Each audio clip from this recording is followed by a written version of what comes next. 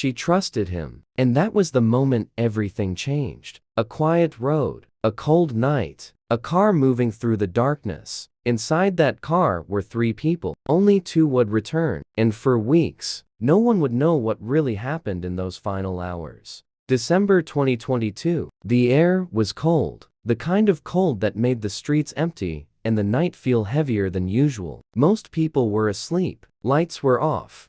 Doors were locked. But inside one home, something unusual was about to happen. Leila Duarte DaLuz was awake. It was late. Very late. The clock read 2:30 a.m. She should have been sleeping, but instead, she was getting dressed. Slowly, quietly, like she didn't want to wake anyone. Leila was 34 years old. She had a calm smile, a gentle voice, and a life that, from the outside, seemed to be coming together. She was engaged. She was building a future, and she was 2 months pregnant. A new life growing inside her, a new chapter just beginning. That night, her phone lit up. A message, short, simple, from someone she trusted, her fiancé. He asked her to come outside, said he needed to talk, said it was important. Leila hesitated, just for a moment. Something about the time didn't feel right, but trust can be powerful, stronger than doubt, stronger than fear. She picked up her coat, slipped on her shoes, and before leaving, she looked down at her hand.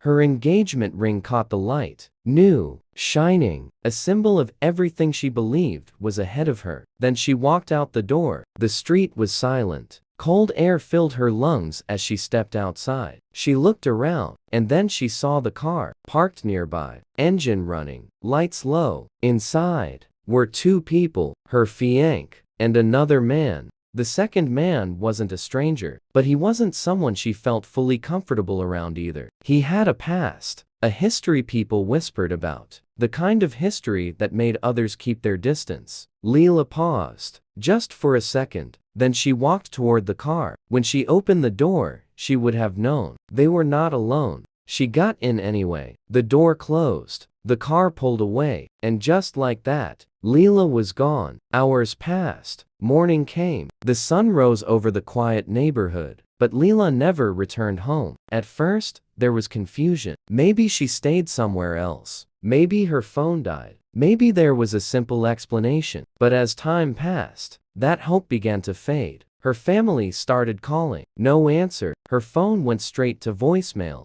Then they called her fiancé. His voice was calm, too calm. He said he dropped her off, said she asked to go somewhere else, said she left the car, but something about his story didn't feel right. The details were unclear, the timeline didn't match, and when they asked more questions, his answers began to change. That's when fear turned into something else, something heavier. They called the police. The investigation began quietly. At first, missing person, standard procedure, questions, phone records, last known location. But it didn't take long for things to shift, because the last people to see Leila alive were the 2 men in that car. Detectives spoke to her fiancé again, this time in person. He repeated his story, said nothing unusual happened, said she left on her own. But the detectives noticed something, small things, details that didn't add up. Moments where he hesitated, moments where his words didn't match the evidence.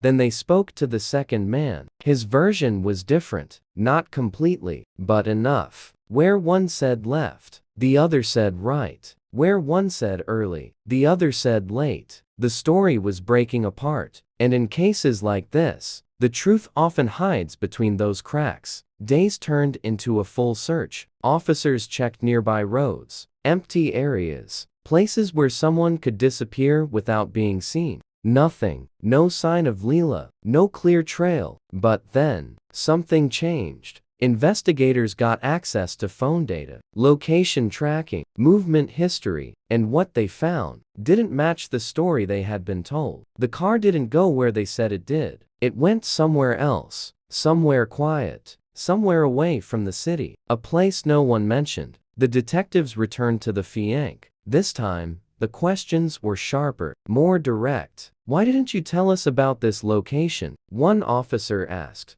He hesitated. Then he said something that would change the case. I forgot.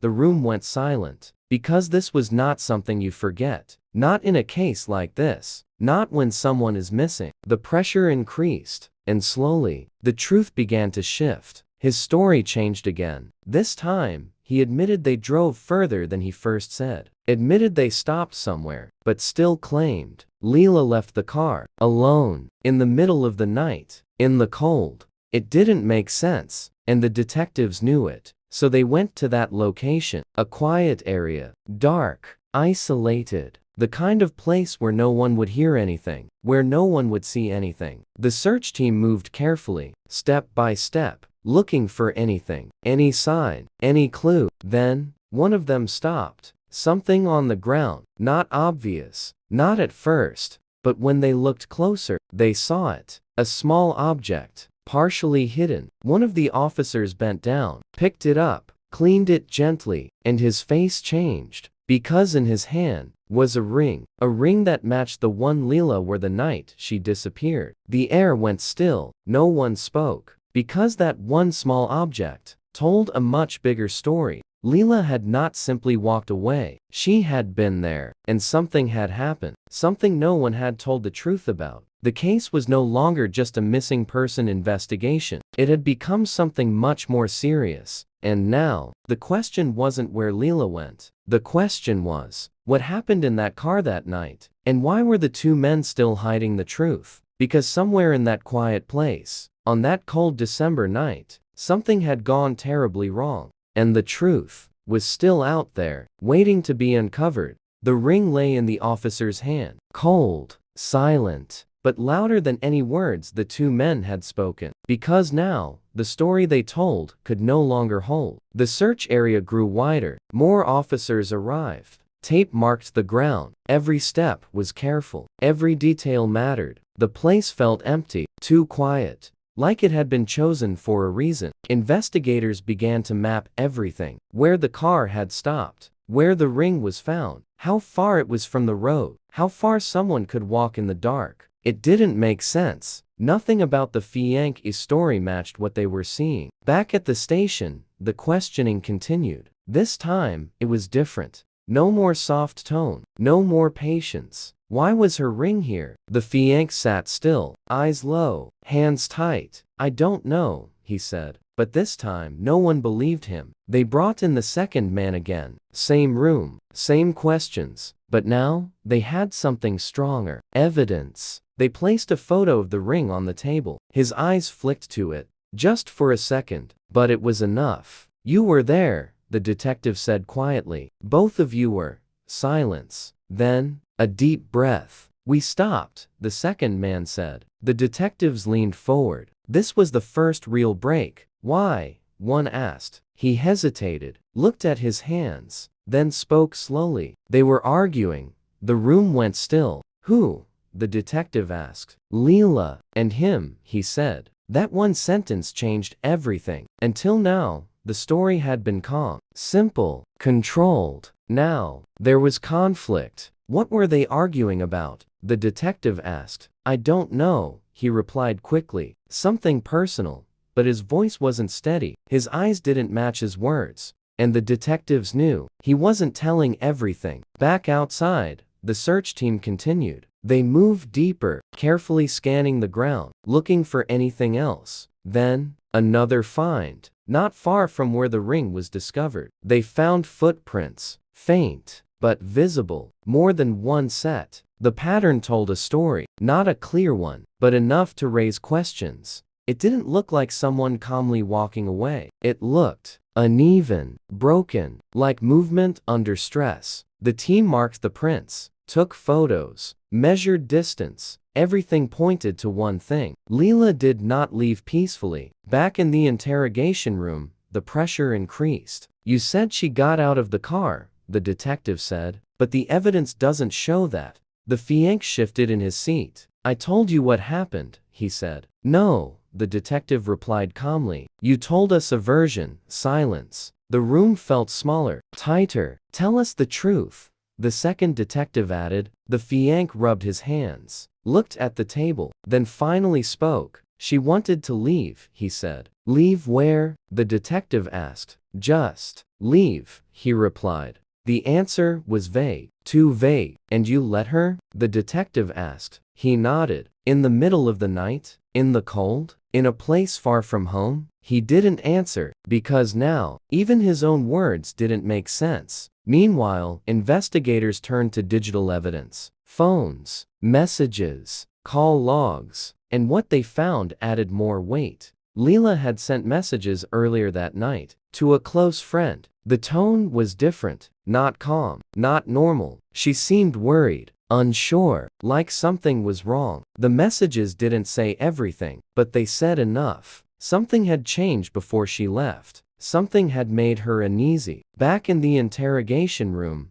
the detectives brought this up. You spoke to her before picking her up. The fiancé nodded slowly. What did you talk about? Nothing important, he replied. But again, his answer didn't match. Because now, the pieces were starting to come together. A late-night call, a sudden meeting, an argument, a remote location, a missing woman, and two stories that didn't match. Then came the moment that changed everything. The second man asked for a break. He looked tired, stressed, like the weight of everything was pressing. The detectives stepped out, gave him space, but they knew this was the point where people start to break. Minutes passed. Then he called them back in. His voice was lower now, quieter. I didn't want to be there, he said. The detectives sat down, listened. I told him we should go back, he continued. But he didn't listen. The room went silent. Who didn't listen? The detective asked. He looked up. Her fiancé. The tension in the room grew. What happened next? The detective asked carefully. The second man swallowed, took a breath. They argued, he said again. But this time, it got worse. How? The detective asked. He hesitated, eyes moving slightly, like he was replaying it in his head. He got angry, he said. The words were simple, but heavy. What did you do? The detective asked. I stayed in the car, he replied quickly. And Leila? Silence. He didn't answer. The detectives leaned forward. What happened to Leila? One asked. His voice dropped even lower. I heard shouting. The room froze. And then? He closed his eyes for a moment. And then, it stopped.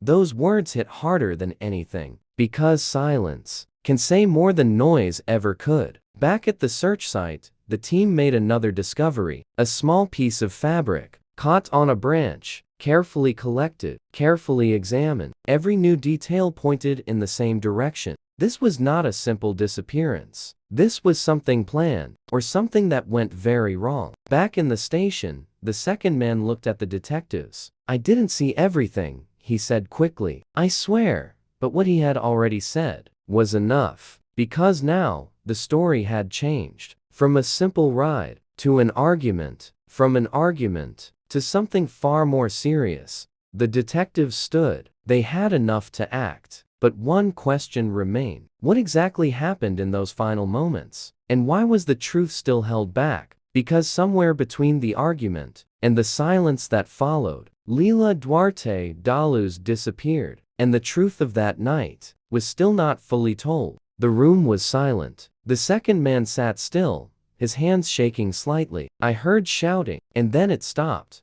Those words stayed in the air, heavy, unavoidable. The detectives knew they were close, closer than ever before, but close wasn't enough. They needed the truth, all of it. They stood up, left the room, and walked straight to the other side of the station, to the man who still hadn't broken. Leila's fiancé. He sat alone, quiet, but not calm anymore. The door opened. The detective stepped in. This time, there was no soft approach, no slow questions. We spoke to him, one detective said. The fiancé looked up, just slightly. He told us about the argument. Silence. He told us you didn't want to leave. The room felt smaller. For the first time, the story was no longer in his control. The detective placed something on the table. A photo. The ring. We found this where you said she walked away, he said. No answer. People don't leave something like this behind, the detective added. Still nothing. Then came the final push. We know she didn't leave that place alive. The words were calm, but firm. The fiancé looked at the table. His hands slowly came together, and then, he exhaled. Long, heavy. Everything changed in that moment. "I didn't mean for it to happen," he said. The detectives didn't interrupt. They let him speak. "She wanted to end things," he continued. "The room went still. She said she couldn't trust me anymore, that everything was falling apart." His voice wasn't loud, but it carried weight. "We argued," he said. "The pieces were finally coming together." "What happened next?" the detective asked quietly. He closed his eyes. "It got out of control," he repeated. The same words, but now, they meant something. "I lost my temper," he said. Silence filled the room. "I didn't think. I just reacted." The detectives watched him closely. "And then?" one asked. He hesitated, then finally said it. "She stopped moving."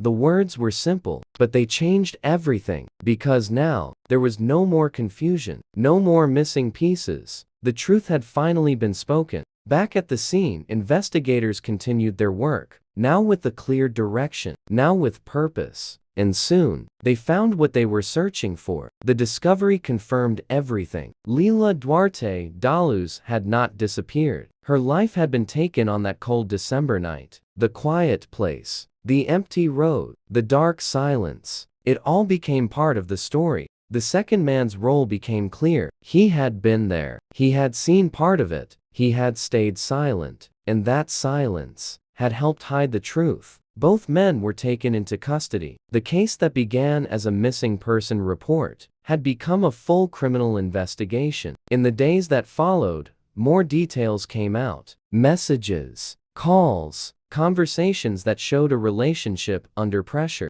trust breaking down, arguments growing, but none of it changed what happened that night. In court, the case was presented carefully, step by step, piece by piece. The timeline, the evidence, the truth. And at the center of it all was Leila, a woman who had trusted someone she loved, a woman who had a future ahead of her, a woman who never made it back home. The courtroom was quiet when the verdict came. Justice was delivered through the system, but for her family, there was no real ending, because answers don't erase loss, and truth doesn't remove pain. Outside, the world kept moving. Cars passed. People walked, life continued, but for those who knew her, time felt different, slower, heavier, because one night, one decision, had changed everything. And the most haunting part of the story wasn't just what happened, it was how quickly trust can turn into something else, how one moment can shift a life forever, and how the truth, no matter how hidden, will always find its way to the surface.